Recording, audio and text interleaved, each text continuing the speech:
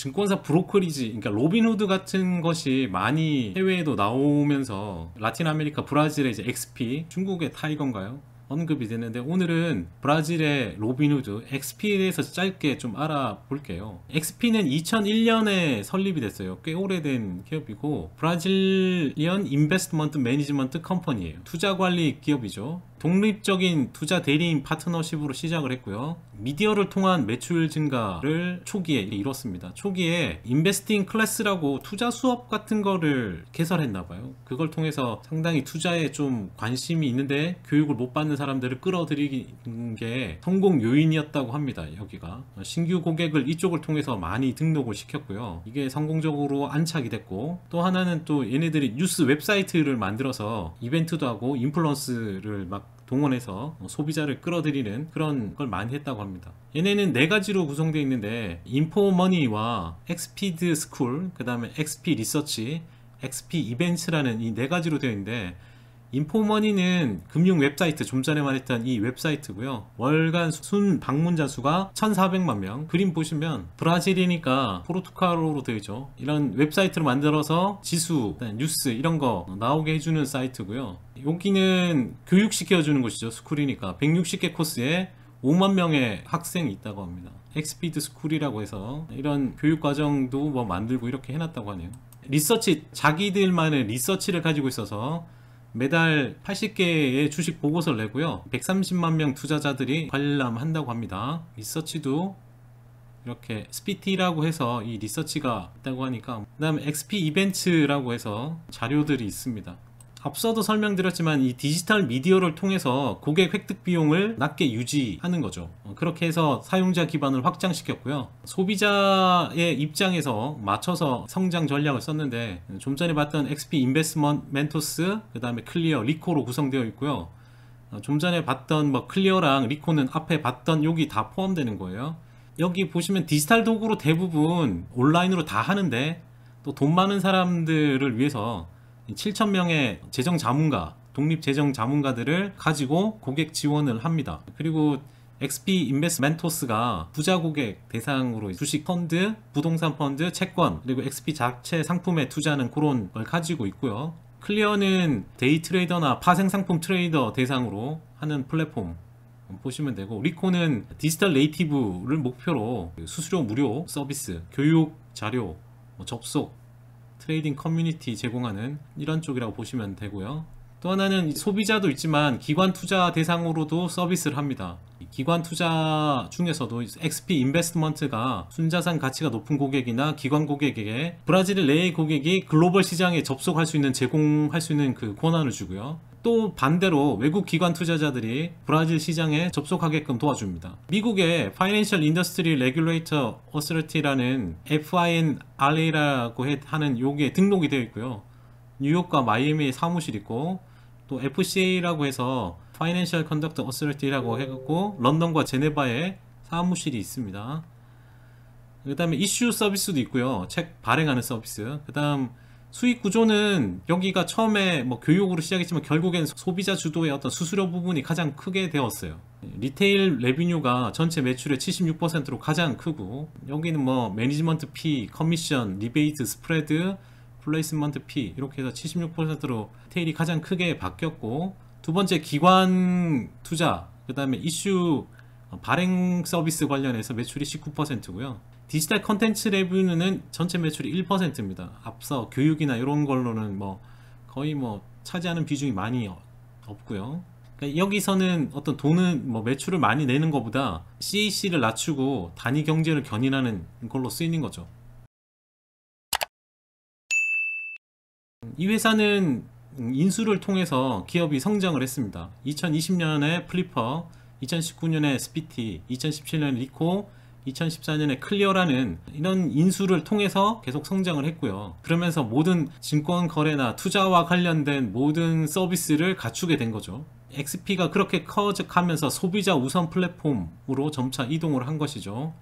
앞서 봤던 리테일 영업이 76%를 2020년 3분기에 차지했는데 2분기에 72, 1분기에 68, 지난 19년 4분기에 67이니까 꾸준히 리테일 쪽이 커졌다는 걸 알 수 있고, 소비자 만족도도 NPS도 70점입니다. 애플이 68점이고 코스트코가 74점인데 애플보다 점수가 좀 높죠, 그죠?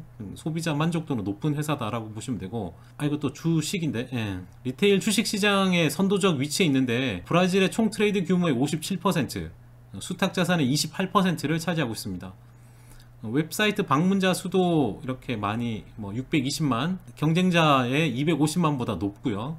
XP 인베스트멘토가 브라질에서 가장 큰 브로커리지 투자사로 현재 인식이 되고 있다고 보면 될 것 같고, 이 회사에 대한 메리트는 결국 브라질에서 또 라틴 아메리카에서 투자가 늘어나는 거예요. 투자의 어떤 붐이 일어나는 거죠. 그런 부분을 좀 보는 거라고 보시면 돼요. 어떤 이 기업이 실적이 좋네 이런 느낌보다는 라틴 아메리카까지 전체적인 어떤 투자 붐이 일어나면서 바뀌고 있다는 거를 말씀드리는 거죠. 비은행 투자 자산 증가가 계속 늘어나고 있어요. 매년 30%씩 바뀌고 있다는 거예요. 저축만 하다가 이걸 지금 투자로 지금 바뀌고 있는 거예요. 주식 투자에 대한 관심이나 투자 가능 자산이 계속 증가하면서 이런 시장을 견인하고 있는 거죠. 2018년 브라질 인구의 56%가 투자에 관심이 있다고 했고, 다만 19년에 실제 25%, 절반이 좀 안 되게 그 다음에 실제 투자가 일어났다고 합니다.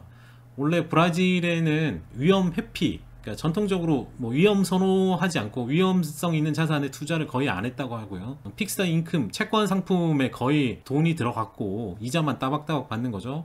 저축계좌에서 계속 투자가 있었고요. 안전하게. 최근 매우 세이빙 어카운트가 너무 수익률이 낮죠. 금리가 계속 떨어져서, 그러다 보니까 당연히 금리가 오랜 동안 낮게 지속되면 당연히 수익률 높은 곳을 찾아가게 되기 때문에 그런 환경이 제공된 거고, 비은행 기관 투자 자산 보유 비율 증가도 지금 계속 늘어나고 있는 상황이에요.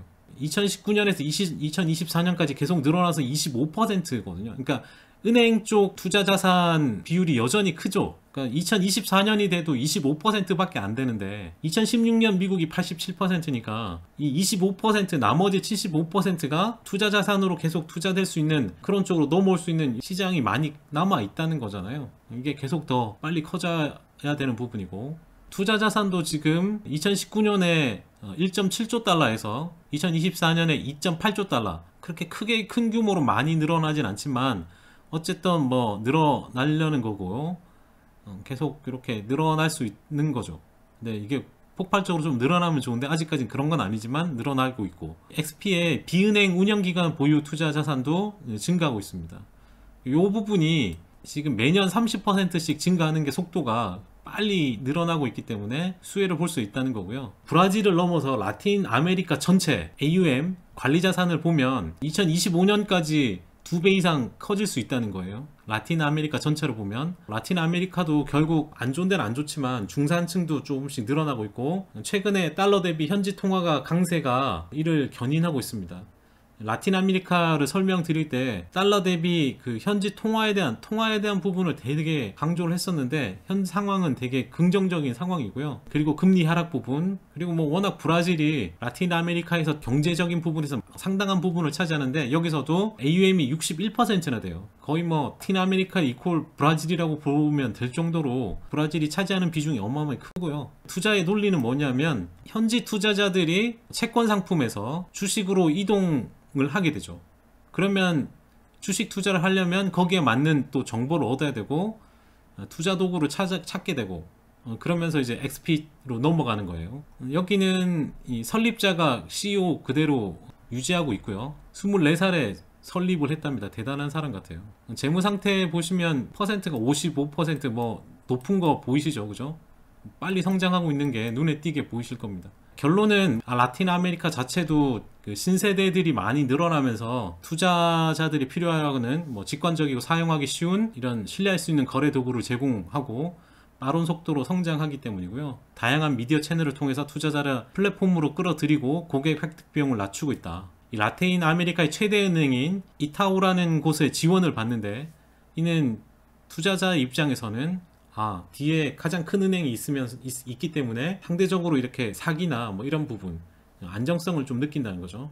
리테일 시장 중심으로 이제 이동하게 되니까 모든 부분에 있어 선두에 있는 회사가 계속적으로 좋아질 수 있다 이렇게 보는 거고요. 리스크는 대기업인 핀테크도 할 수 있어요. 라틴 아메리카의 핀테크나 전자상거래 대기업이 시장에 진입해서 자기들 기존 사용자들의 주식 투자도 할 수 있게끔 할 수 있기 때문에 그거는 리스크로 봐야 되고, 또 하나는 해와라 가치죠, 그죠? 해와라가 어마어마하게 변동성이 크기 때문에 지정학적, 그러니까 뭐 지리적, 정치학적으로 브라질은 사건이 많아서 해와라가 변동에 따른 또 실적이 또 안 좋을 수도 있기 때문에 그런 부분까지도 당분간은 뭐 괜찮지만, 환율에 있어서 해와라 부분이 안 좋다 그러면 팔아야겠죠, 그죠?